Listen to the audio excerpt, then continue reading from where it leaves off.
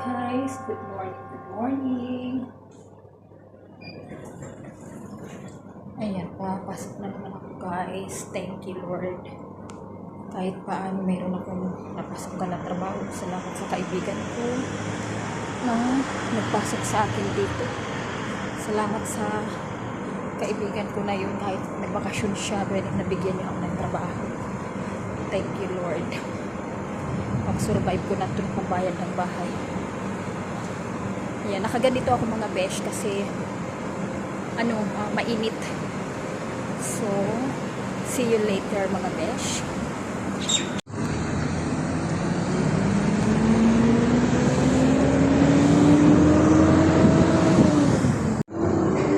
Ayan guys, nandito pa lang ako sa sa kalahati ng daanan. Paakyat tayo ng bridge. So akyat tayo ng bridge. Mamayang hapon pag uwi ko alas 12 dadaan ako ng masjid. So dito na ako dadaan kasi maraming tao. Ayan ang dinadaanan ko mga besh. Yung bahay ko nandun sa dulo.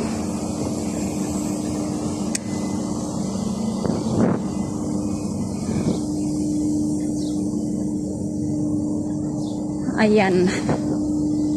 So mga besh, actually isang buwan lang ako dito sa aking pinapasukan kasi nakabakasyon yung kaibigan ko. Isang buwan or 2 buwan ganun. So nakabakasyon siya. So ako muna nagtatrabaho dito sa part-time niya. Tamang pambayad lang bahay ko. Pagrenta habang wala pa akong sa mga inaplayan ko. I hope so makapasok na ako, magkaroon na ako ng confirmation sa school. Naway ma-hired na ako. Mga besh. So, ang hirap mawala ng trabaho.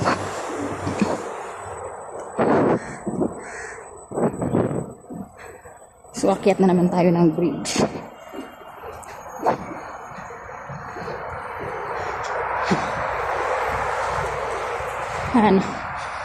Exercise to mga besh sa morning.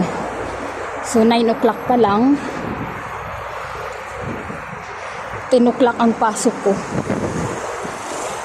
So dahan-dahan lang ako, 30 minutes before 10 ando na ako sa trabaho para hindi na ako nagmamadali. Ang hirap magmadali mga besh.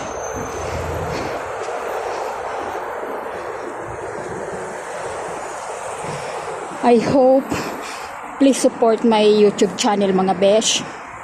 Gusto ko pong magkaroon ng successful ang aking YouTube channel kasi gusto po akong matulungan soon once na mas monetize tayo. So marami akong gustong gawin. Marami akong gustong tulungan mga besh.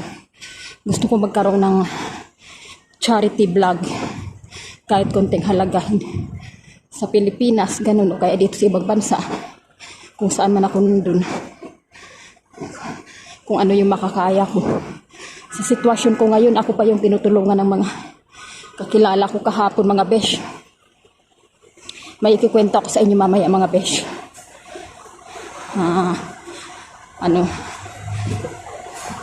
Mamaya pag the end ng aking video, ikikwento ko sa inyo yung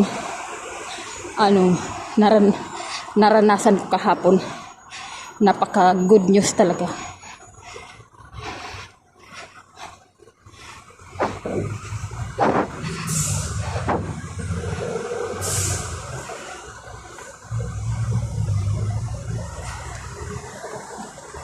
Salamat sa Diyos at hindi niya ako pinababayaan sa sitwasyon ko ngayon mga besh. 50-50 na yung budget ko. Nahihirapan. Ay, hirap na ako kaya lang lumalaban pa rin ako.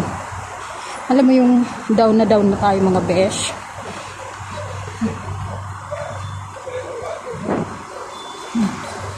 Pero iniisip ko kasi hindi pa ako handa mag for good sa Pilipinas. Kasi marami pa akong, hindi pa ako tapos ng property ko. Gusto ko pang magkaroon ng another property kasi gagawin kong farm. So kung may farm lang ako dyan sa Pilipinas, farmland, hindi ko papatayuan ng bahay. Farm yung gusto ko talaga mga besh. Yun ang gusto ko talagang inegosyo in case sa Pilipinas ako mag for good.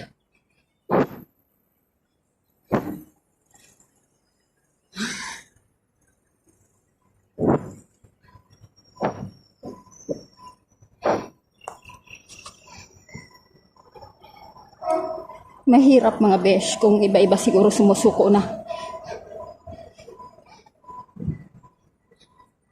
Tapusin ko muna ang video ko mga besh kasi bukas na ako mamaya na ulit mag video ako. Masyadong mamaya na ako mag video another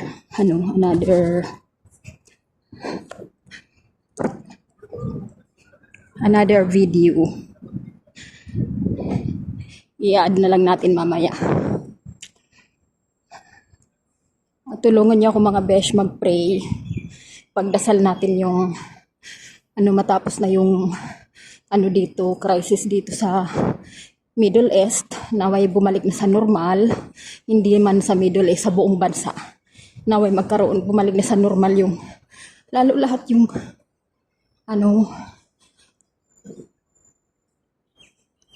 nakakaiyak lang kasi alam mo yung mga walang-wala ka na.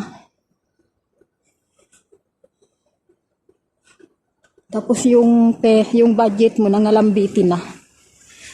Yung bitin na talaga. Yung nagtitipid ka na lang. Pero andyan pa rin si God nagpo-provide.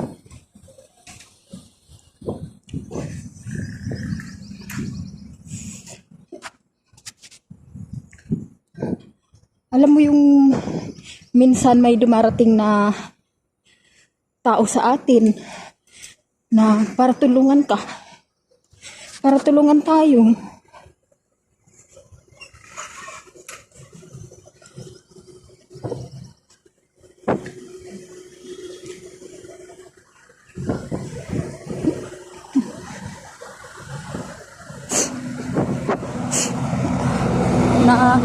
Kakaiyak lang talaga mga besh yung sitwasyon ngayon.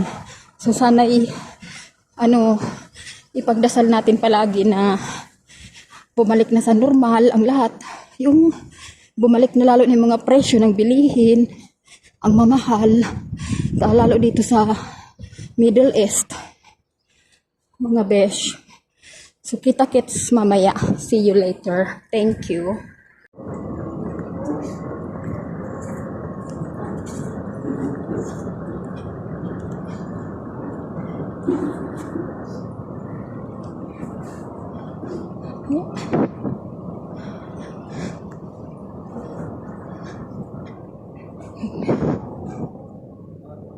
Dito na tayo sa metro.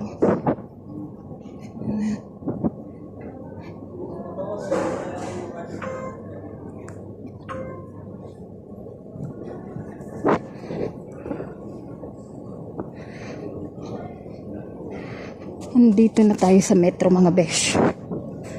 So baba tayo ng Center Point.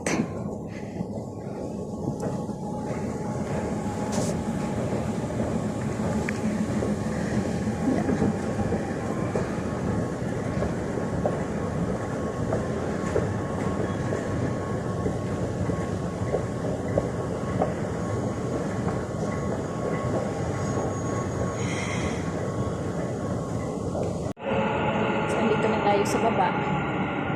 Yan, sasakay muna ako mga beshi. Yan, andito na ako. Besh. Your attention please. The train to Center Point will depart from platform 1. So, baba ko lang ng train.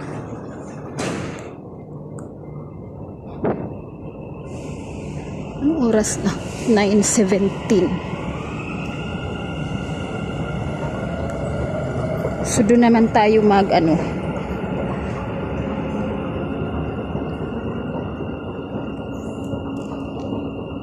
Doon na lang mag CR sa hotel.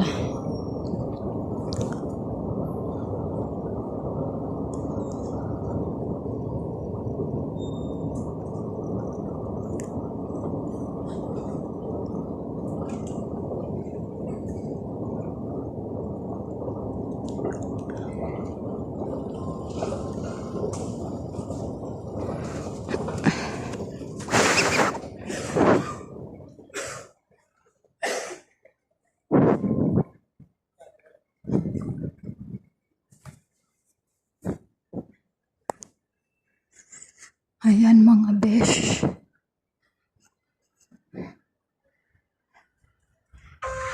Yan, 1050, 350 yung ano, yung 350 yung deducted ba?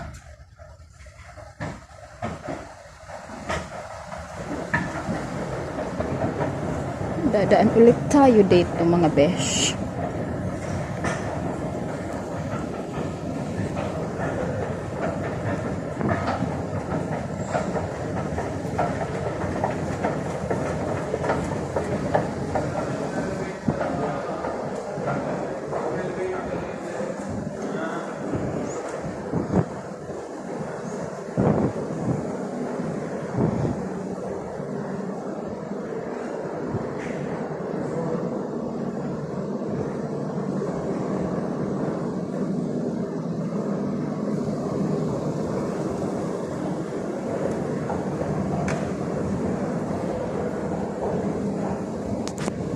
So 1050 na lang.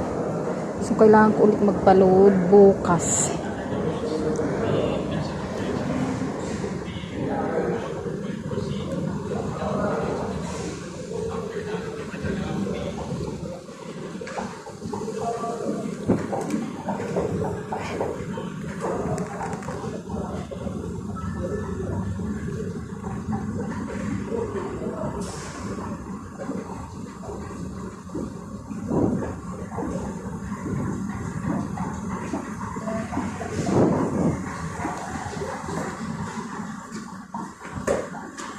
I think lalabas tayo dito.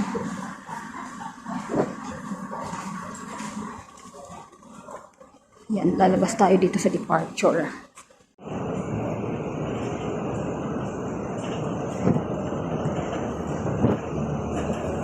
Yan, lalakbayin ulit natin mga besh. Maglalakbay ulit tayo.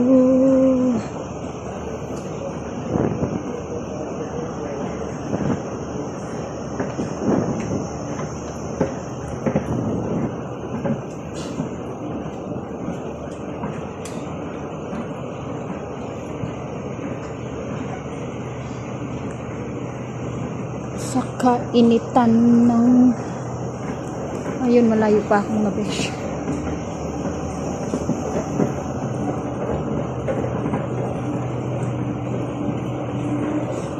Mas maganda na yung maaga ako.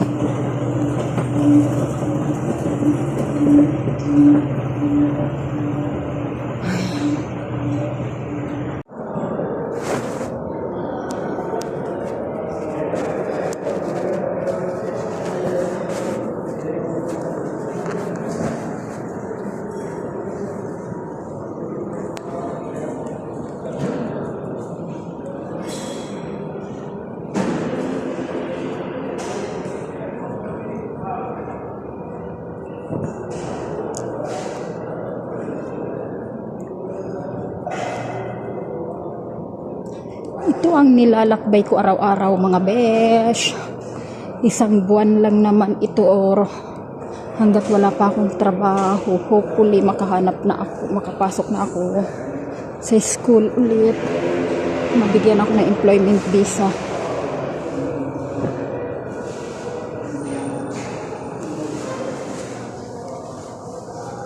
Two hours lang ang part-time ko mga besh. Kaya naghahanap ako ng panghapon.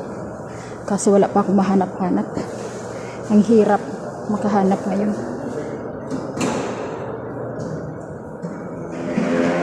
Ayan yung mga cleaners. Ayan mga besh. Dito tayo liliko mga besh.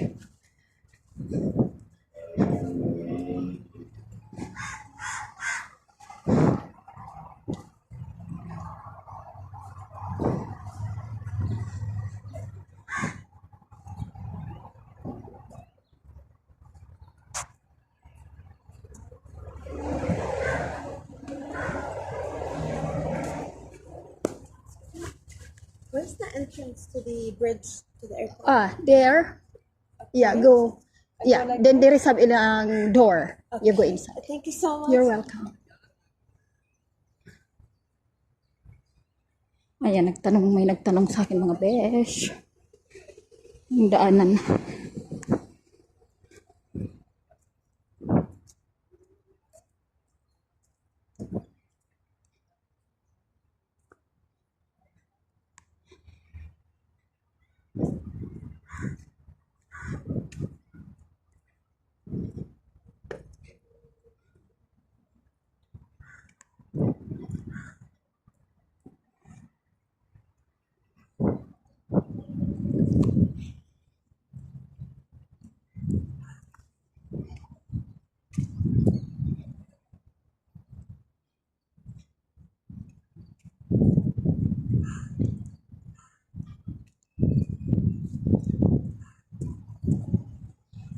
Mamaya naman mga beshi.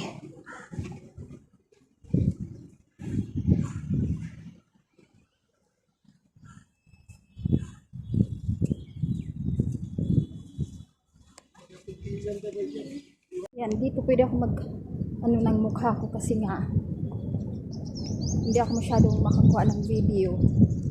Lalo pag may nadaan ng mga nakabalot kasi mahirap na. Hindi natin sila pwedeng idamay sa ating vlog kasi mahigpit dito. Bawal, wala tayong permission na para isama sila kasi ayaw nilang na-expose sa social media. Hindi sila tulad sa atin. May mga taong ayaw na i-expose sa social media, may mga taong gusto, ganun.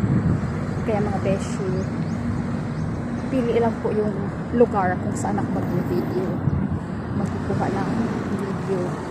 Hindi po lahat ng dinadaanan ko, pinupuntahan ko ay kailangan kong i-post sa social media. Kailangan natin kontrolado kasi may mga taong sensitive. Kaya mga besh, mamaya ko na iba-vlog yung kahapon na may good news sa akin na napakabuti ng isang kabayan. Napakabuti.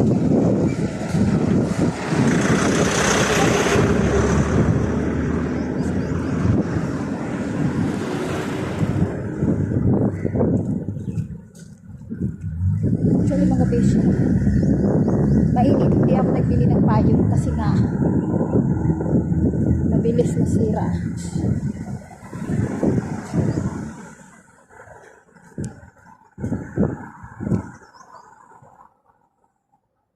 Iniisip ko kasi bibili ako ng payong. Tapos pag hinangin, sira.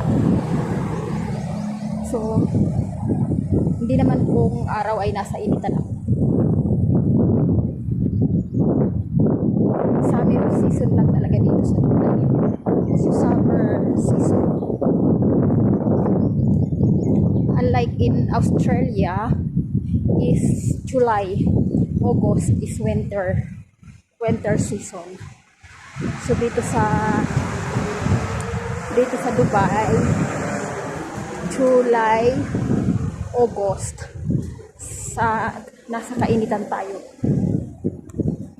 Nasa kainitan tayo ng disyerto. Kaya ganito ako balot na balot ko mga besh kasi baka pag umuwi tayo ng Pilipinas ay baluga na. Parang galing tayo sa bundok. Kailangan din natin huwag pabayaan ang sarili natin kasi lalo naghahanap tayo ng trabaho. So kailangan rin tayo active, presentable at lalong-lalo na po yung pleasing personality natin, kailangan yan. So, kailangan natin ingatan din ang ating health, ang ating katawan, kailangan ang ating balat, ganun. So, at least mayroon man tayong paglaban sa paghahanap ng trabaho. Hindi puro hanap buhay. I think maaga pa mga beshi.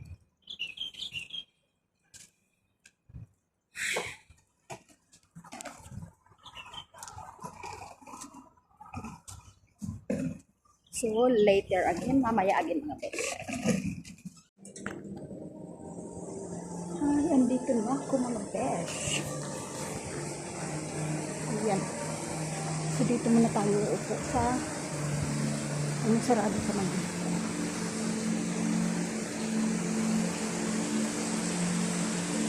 Bukas na siguro. Pasok na ako.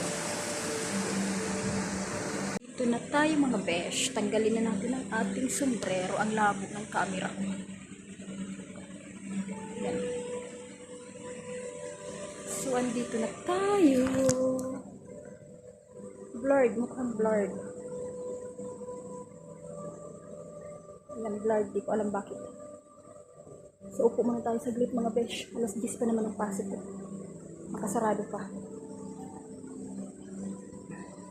See you later mga beshi. Mamaya akong sa inyo ikwento yung vlog, yung kahapon. Sa closing, sa end natin. Ingat po tayong lahat mga besh. Mga besh, yung kahapon si kuya. Yung kahapon, nag-medical ako mga beshi. After ko ng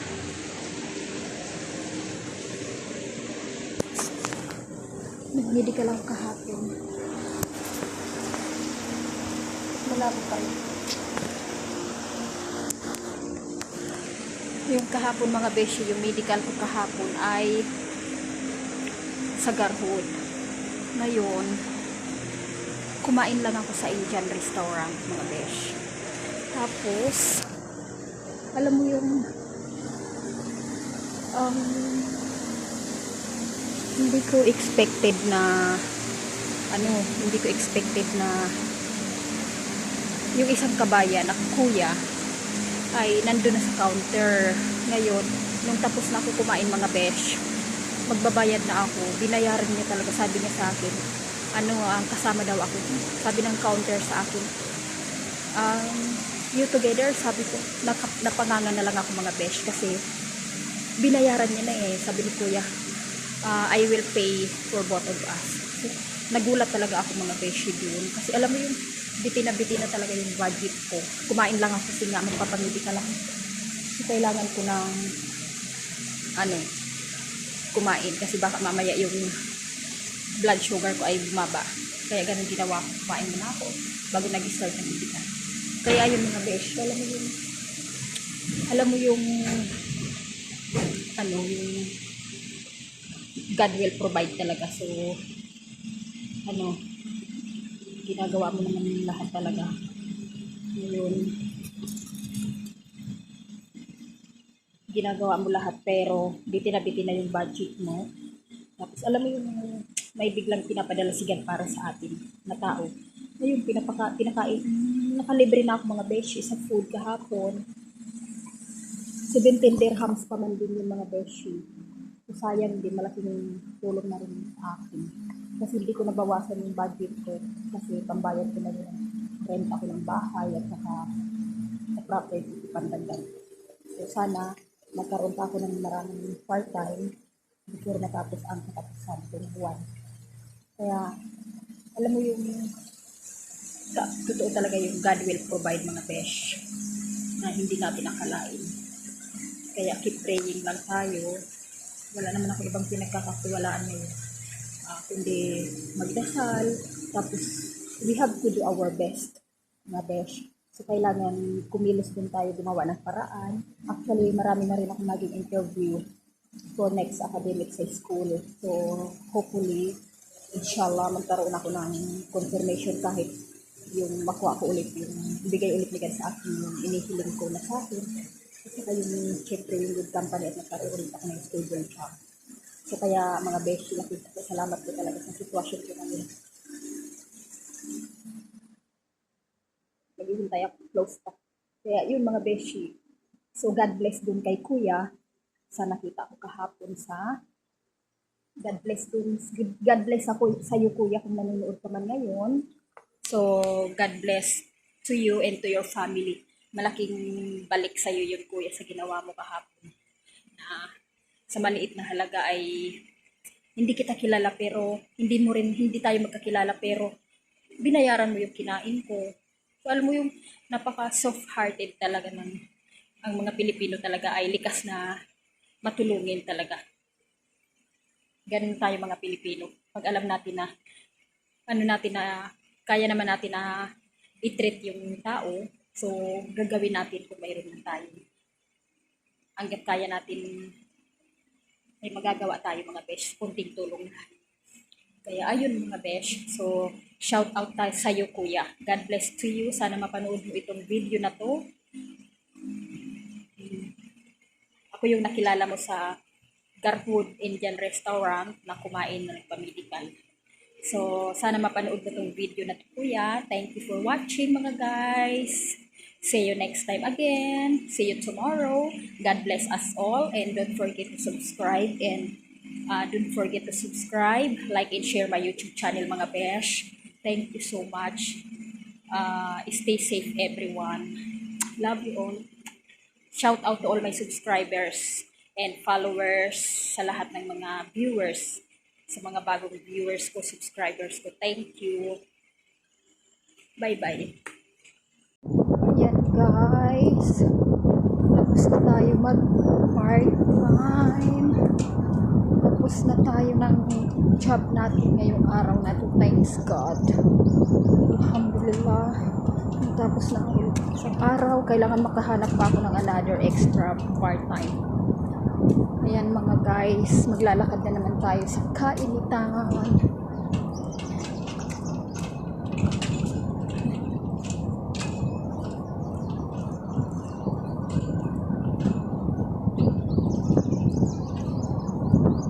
Yan, good afternoon. So, alas 12 na mga guys. It's 12 noon. So mag-send naman tayo ng CV sa website. Yung mga ina-applyan ko mga guys ay website na LinkedIn at saka Indeed at saka minsan sa Facebook. So doon ako nagtitingin.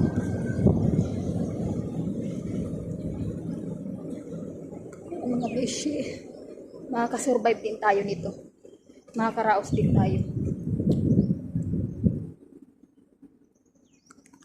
So, thank you everyone. Mula umaga hanggang hapon. Salamat sa panunood at salamat sa